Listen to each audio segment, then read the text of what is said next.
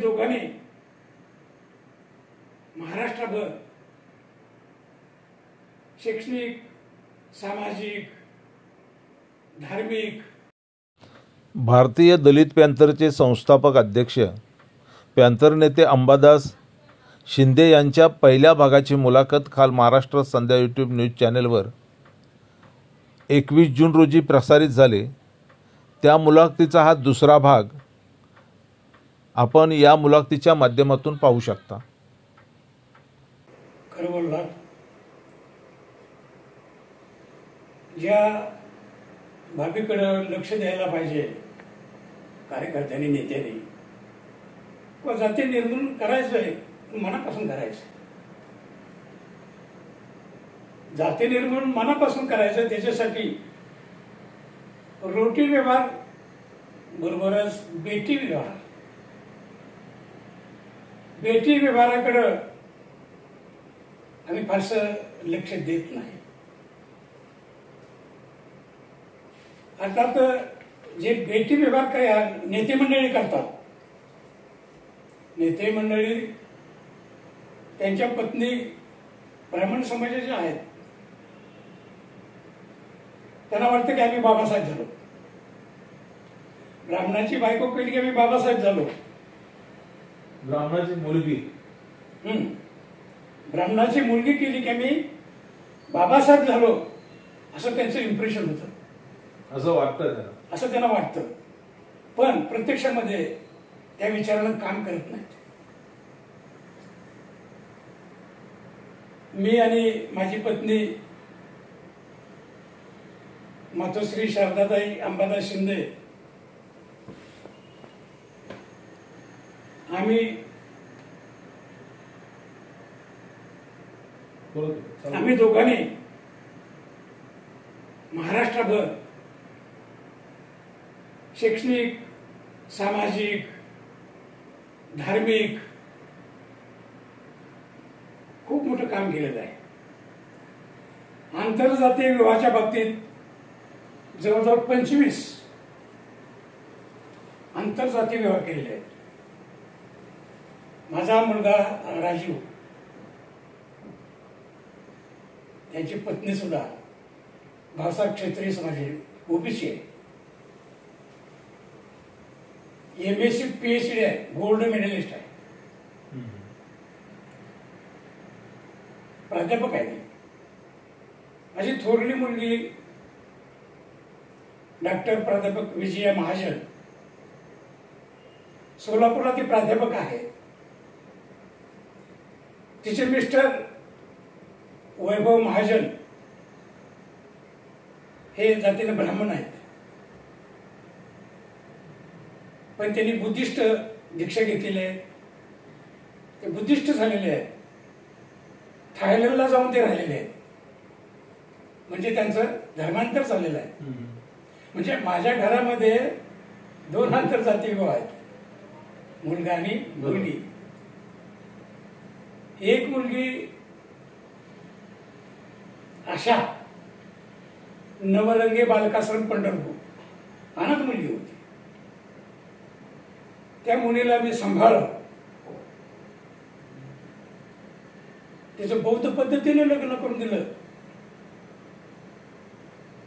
त्यावेळेला मंत्री कंबळे गुरुजी होते, तेही आले होते, सगळे पत्रकार आले होते,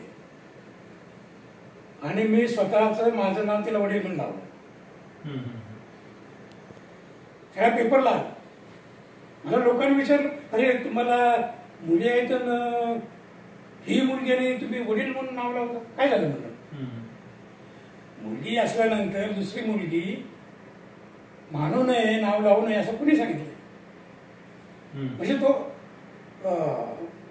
फार मोठा चर्चेचा विषय, आणि लोकांना तो धक्कादायक वाटला. आमचा एक कार्यकर्ता होता भाग्यवान शिंदे, तो प्रकाश आंबेडकरचा महत्वाचा कार्यकर्ता, तो ढोर समाजाचा, माझा साप्ताहिक बंडखोरचा तो कार्यकारी संपादक. त्याची मिसेस होता आंबेडकर, नाशिकची, भावसाहेब क्षत्रिय समाजाची. त्याचं लग्न मीच करून दिलं, सगळं खर्च. आमच्या मिसेस नंतर गळ्यातलं मंगळसूत्र मोडून तिला मंगळसूत्र करून दिलं. लग्नाचा खर्च भागवला. त्या लग्नाला आदरणीय बाळासाहेब आंबेडकर स्वतः आले होते सोलापूरला. त्याच्यानंतर शंकर पाटील म्हणून आहेत, चांगले कार्यकर्ते मोठे आहेत, वकील आहेत, लिंगायत समाजाचे आहेत, पण समाजवादी चळवळीतले आहेत, पुरोगामी आहेत. त्यांची मिसेस माझी सख्खी चुलत बहीण आहे. ती डॉक्टर आहे, MB झालेली आहे. म्हणजे हे माझ्या घरातले, माझ्या घरापासून मी सुरुवात केलेली आहे. लोक काय करतात, स्टेजवरनं बोलतात, भाषणं करतात आणि स्वतःच्या घरात मुलांना मुलीनं काय केलं की मग मारहाण, केसेस विशेष भांडण असं होतं. म्हणजे प्रत्यक्षात काम ते करत नाही. आम्ही आमच्या घरापासून सुरुवात केली आणि ते यशस्वी करून दाखवलं. असे जवळजवळ 25 आंतरजातीय विवाह मी केलेले आहेत. म्हणजे करून दाखवलं आपण. जे बोलतो ते आपण करतो. जे बोलतो ते आपण करतो अशी रोखठोक भूमिका या ठिकाणी अंबादास शिंदे साहेबांनी आपल्या या मुलाखतीमध्ये मांडलेली आहे. मला त्यांना पुढचा प्रश्न विचारायचा आहे की शिंदे साहेब, आपण सध्या भारतीय दलित पॅंथर महाराष्ट्र राज्य पुणे या संघटनेचं पद भूषवलेलं आहे आणि विशेष म्हणजे शिवश्री फत्तेसिंह राजे भोसले यांनी आपल्या या संघटनेचं महाराष्ट्र प्रदेश अध्यक्ष स्थान भूषवलेलं आहे. आपल्या नेतृत्वाखाली महाराज काम करतायत. या सगळ्या पार्श्वभूमीबद्दल आपण सविस्तर काय सांगाल? मला लोकांना सांगायला खूप आवडेल, आनंद वाटेल. आमचं दलितांचं जे राजकारण आहे, आंबेडकर चळवळीचं जे राजकारण आहे, अतिशय संकुचित आहे.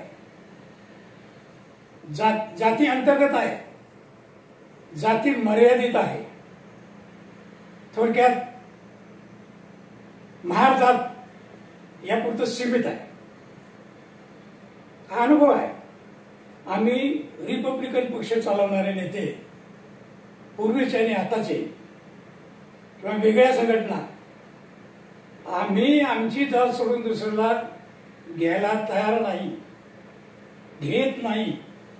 आणि म्हणून आमचं राजकारण अपयशी आहे असं खेदानं म्हणावंसं वाटतं. आणि हे सगळं लक्षात घेऊन आमचं समाजकारण, आमचं राजकारण, आमचे नेते त्यांचं राजकारण लक्षात घेऊन मी माझा 75वा वाढदिवस सोलापूरला 3 ऑगस्ट 2023 रोजी साजरा केला. तो आमच्या मिसेसचाही जन्मदिनच होता. तो 3 ऑगस्ट आमच्या दोघांचा मिळून आम्ही जन्मदिवस तो साजरा केला. एक वेगळा पाहिला. माणूस गेल्यानंतर कोण बर्थडे साजरा करत नाही. माणूस गेल्यावर बर्थडे साजरा करत नाही, पुण्यतिथी करतात, पुण्यस्मरण करतात. मी तसं केलं नाही. अजूनही ती तिच्या कामाच्या निमित्तानं अजूनही जिवंत आहे. तिचं काम मी करतोय, तिचं अधुरं काम मी करतोय. म्हणजे तिला बरोबर घेऊन करतोय, तिला बरोबर घेऊन करतोय. ती अजूनही माझ्या बरोबर आहे, जिवंत आहे. या भावनेनं मी तो वाढदिवस साजरा केला. आणि त्याच्या सत्कारासाठी फत्तेसिंह राजे भोसले आले होते. महाराष्ट्रातले अनेक कार्यकर्ते, नेते आले होते. सर्वांनी विनंती केली, मिटिंग घेतली की सर म्हणले, तुम्ही दलित पॅंथरचे अध्यक्ष होता सोलापूर जिल्ह्याचे आणि पुन्हा दलित पॅंथर सुरू करण्याची गरज आहे. अन्याय अत्याचार खूप वाढलेले आहे आणि गरज आहे, तर तुम्ही त्याच्यामध्ये पुढाकार घ्यावा, पुनरुज्जीवन करावं असं त्यांनी विनंती केली. हो, होकार दिला. मिटिंग घेतली. सगळ्यांची मानसिक तयारी होतीच. फत्तेसिंह राजे भोसलेंना विचारलं, काय आपलं काय मत आहे? मी तर अगोदरपासून तयार आहे म्हणले. कारण मुंबईला म्हणजे मी 10-12 व्याख्याने दिलेले आहेत. जे पूर्वीचे जुने दलित पॅंथरचे संस्थापकापैकी त्याने मला बोलून माझी व्याख्यानं आयोजित केलेली आहेत. घटनेवरती मी कितीतरी व्याख्यानं दिलेली आहे आणि मला दलित पॅंथरबद्दल आकर्षण आहे. नव्हे तर मी त्या ठिकाणी जाऊन काम करतोय, भाषण देतोय, मला ते आवडेल म्हणले. आणि मग त्यांच्या संमतीनं मी त्या ठिकाणी महाराष्ट्राचं अध्यक्ष म्हणून डिक्लेअर केलं. अतिशय राजे भोसले अत्यंत राजकारणातले दुर्मिळ माणूस आहेत, अत्यंत अभ्यासू आहेत. शाहू फुले आंबेडकर मुखोद्गत आहे, अत्यंत धाडसानं बोलतात, 2-2 तास बोलतात, जे बोलतात तसंच वागतात, अत्यंत धाडसी आहेत, करारी आहेत. जेवेट शिवाय ते बोलत नाहीत. कोणत्याही ठिकाणी आपल्यासाठी रस्त्यावर येतात.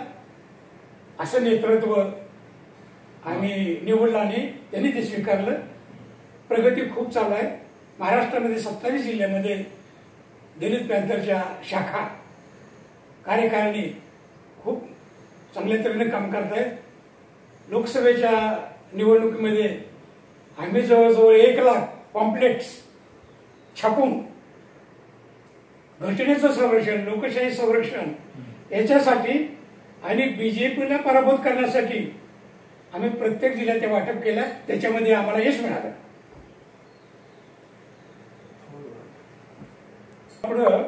मला यापुढे तेच मला सुद्धा विचारायचं होतं की गेले अर्धा पाऊण तास आपण शिंदे साहेबांसोबत बोलतोय, संवाद साधतोय, चर्चा करतोय. एक पितृतुल्य असं व्यक्तिमत्व आहे, संघर्षशील व्यक्तिमत्व आहे आणि त्याने अनेक गोष्टींचा उलगडा आपल्या या मुलाखतीमध्ये केलेला आहे. मुलाखतीच्या या अंतिम टप्प्यामध्ये मी शिंदे साहेबांना विचारणार आहे की गेल्या वर्षीच त्यांनी 75 पूर्ण केले आणि आता 76व्या वर्षात सुद्धा तरुणाला लाजवेल असा त्यांचा सगळा उत्साह आपण पाहतो आहोत. शिंदे साहेब, या पुढच्या काळामध्ये आपण पुढं काय करायचं ठरवलेलं आहे?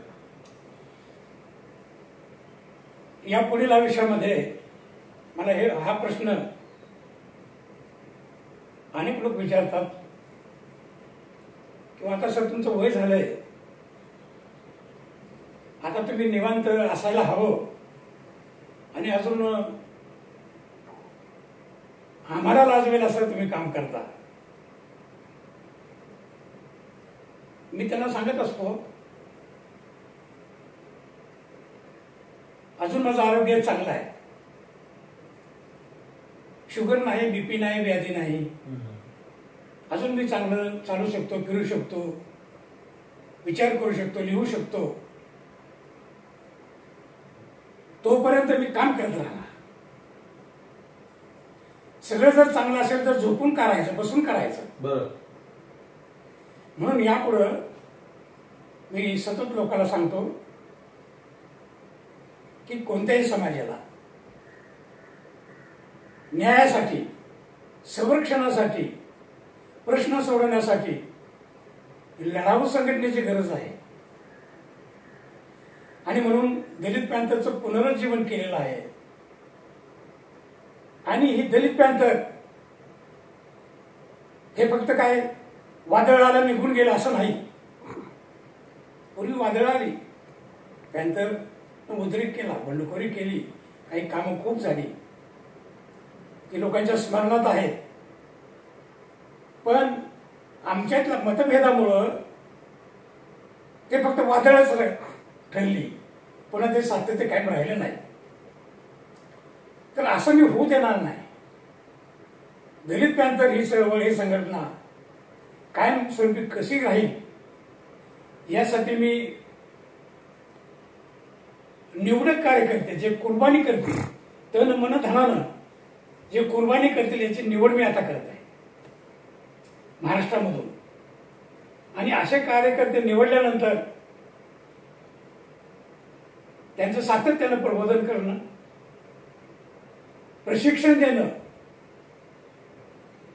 त्यांना प्रोग्राम देणं, सातत्यानं कार्यक्रम देणं, कार्यरत ठेवणं, लढायला सज्ज ठेवणं, हे काम यापुढे मी करणार आहे.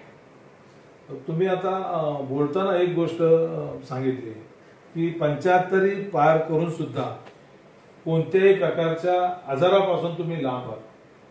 अलीकडच्या काळामध्ये 40-45 मध्ये गेल्यानंतर कोणत्या ना कोणत्या व्याधीनं तरुण वयातील लोक सुद्धा व्याधीग्रस्त झालेले आहेत आणि 75 सुद्धा आपण आपली तब्येत ठणठणीत ठेवून समाजासाठी आपण हे काम करताय. आरोग्य ठणठणीत राहण्याच्या दृष्टीनं आपण तरुणांना काय, समाजाला काय संदेश द्या?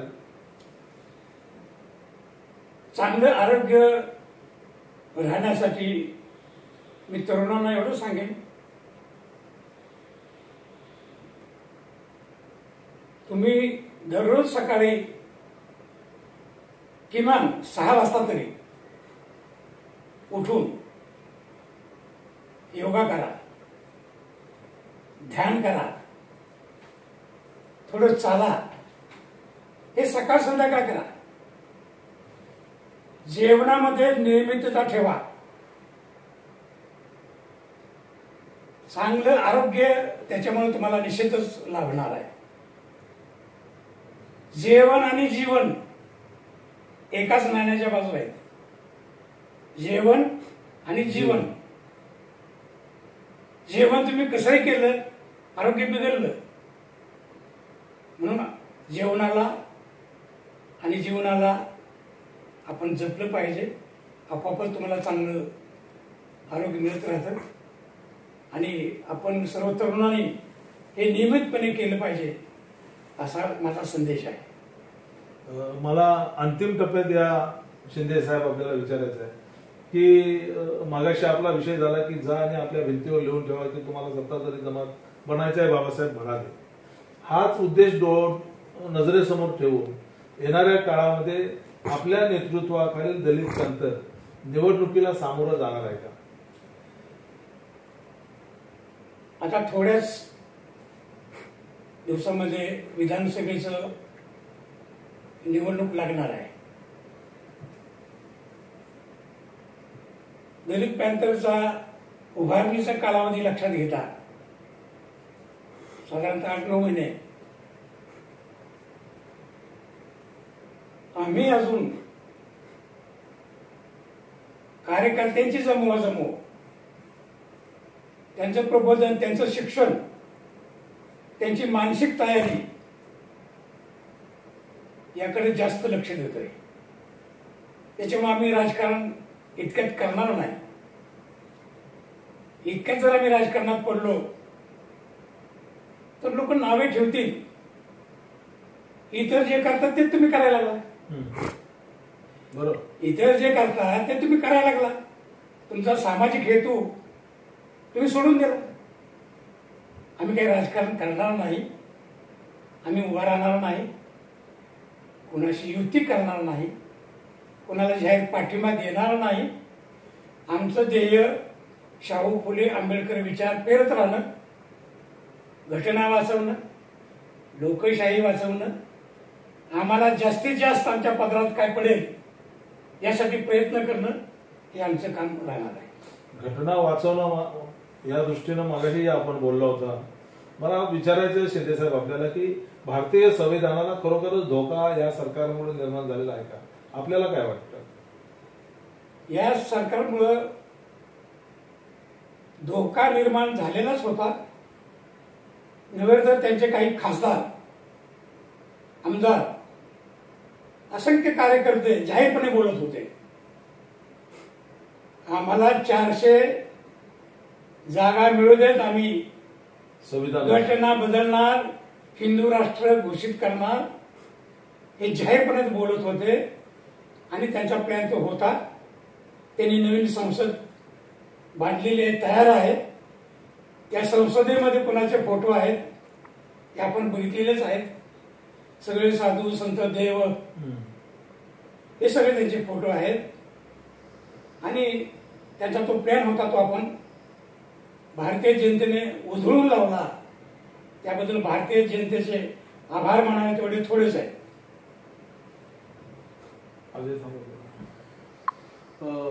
शिंदे साहेब, मला आपल्याला शेवटचा प्रश्न विचारायचा आहे की या मुलाखतीच्या दरम्यान एक गोष्ट लक्षात आली की आपल्या सौभाग्यवती आज नाहीत, परंतु आपल्या या सगळ्या वाटचालीमध्ये त्याने आपल्या खांद्याला खांदा लावून सहकार्य केले, मदत केले, ढाल म्हणून त्या आपल्या पाठीशी उभ्या राहिलेल्या होत्या. दुर्दैवाने आपल्या मध्ये आज त्या नाही. त्यांच्याविषयी, तुमच्या एकूणच कुटुंबाविषयी आपण काय सांगाल? माझ्या या कार्याविषयी मी जे काही करू शकलो याच्यामध्ये माझी पत्नी, दिवंगत पत्नी मातोश्री शारदाताई अंबादास शिंदे यांचा सिंहाचा मोलाचा वाटा आहे. त्याही शिक्षिका होत्या, मुख्याध्यापिका होत्या, पर्यवेक्षक होत्या. याच्यापेक्षाही त्या उत्तम आणि मोठ्या कार्यकर्त्या होत्या. त्यांनी शिक्षकी पेशामध्ये नोकरी करत असताना 17 शाळा काढून दिल्या महानगरपालिकेला. ते कोणत्याही शिक्षकाने केलं नाही इतिहासामध्ये. 17 शाळा काढून दिल्या आणि त्या शाळेच्या सुरुवातीचा खर्च आम्ही आमच्या पगारातून करायचो. शारदाताई शिंदे, मी आमच्या पगारातून नोकरीत असताना त्या 17 शाळा काढून दिल्या. हो, फक्त पाठी टाकायचं काम केलेलं नाही. जिथं आपण काम करतो तिथं खऱ्या अर्थानं विकासाचं काम करायचं. अजून शाळा करायची, अजून मुलं शिकवायची, अजून त्यांना मदत करायची. त्याच्यामुळं महापालिकेमध्ये, सर्व शिक्षकांमध्ये, शहरामध्ये मातोश्री शारदाबाई शिंदेचं नाव खूप अजरामरच झालेलं आहे. अक्षरशः अजरामर झालेलं आहे. आणि त्याच्याबरोबरच सामाजिक कामामध्ये आंतरजातीय विवाह त्याने हातभार लावलेला मोठा पुढाकार आहे. त्याच्यानंतर बौद्ध धर्माच्या त्या प्रवचनकार होत्या. सोलापूर जिल्हा, उस्मानाबाद जिल्हा, पुणे जिल्हा, गुलबर्गा जिल्हा, विजापूर जिल्हा, बिदर जिल्हा, कर्नाटकामध्ये सुद्धा जाऊन प्रवचन दिलेली आहेत. आणि बौद्ध धर्मामध्ये फार मोठं काम आहे. क्वचितच एवढं काम केलेल्या महिला असाव्यात, माझ्या माहितीप्रमाणे नाही. या राज्यामध्ये, परराज्यामध्ये जाऊन प्रवचन करणं माझ्या पाहण्यात नाही. हे काम मोठं आहे. आणि म्हणून त्यांच्या नावाने हे आम्ही ट्रस्ट निर्माण केलेला आहे. मातोश्री शारदाताई अंबादास शिंदे मेमोरियल ट्रस्ट सोलापूर, त्याचा मी संस्थापक अध्यक्ष आहे.